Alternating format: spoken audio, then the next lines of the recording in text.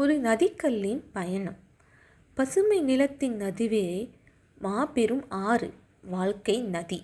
அந்த நதியின் அடியில் தெளிந்த நீரில் சாம்பல் நிற கல் சிலாஸ் கிடக்கிறது. வெப்பமான கோடையில் நதி சுருங்குகிறது. நீர் மறைந்து மணல் வெளிப்படுகிறது.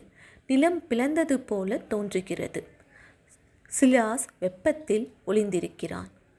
ஒரு வலுவான காற்று, மணல், இலைகள், தூசி பறக்க சிலாஸ் காற்றில் மிதந்து பயணிக்கிறான். பரந்த நிலங்கள், மலைகள், பாலைவனங்கள் அனைத்தையும் கடந்து அவன் மெதுவாக ஒரு வெற்று நிலத்தில் விழுகிறான். ஆண்டுகள் பல சென்றன. மரங்கள் வளர்ந்தது, வாடி விழுகின்றன.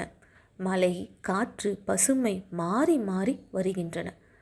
ஒரு சிறிய கிராமம் உருவாகிறது. சிலாஸ் மற்றும் மாராது. கிராமத்தில் விளையாடும் சிறுவன் அருண் அந்த கல்லை கண்டுபிடிக்கிறான். அவன் அதை எடுத்து ஆச்சரியத்துடன் பார்த்து, இது கல், சறுக்க வைக்கும் கல் என்று மகிழ்கிறான். அருண் ஏரிக்கு செல்கிறான். அவன் கல்லை எடுத்து உற்சாகமாக எறிகிறான். சிர் சிர் சிர் என்று கல் நீர்மேல் பாய்கிறது. சூரியன் மறையும் வேளையில் தண்ணீர் ஒழுகிறது. சிலாஸ் நீரில் மூழ்கிறான்.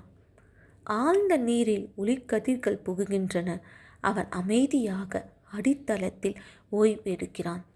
தன்னை சுற்றியுள்ள அனைத்தும் மாறினாலும் அவரது சாராம்சம் அப்படியே உள்ளது என்பதை உணர்கிறார். உடல் மாறலாம், உலகம் மாறலாம், ஆனால் ஆன்மா கல்லை போல நித்தியமானது.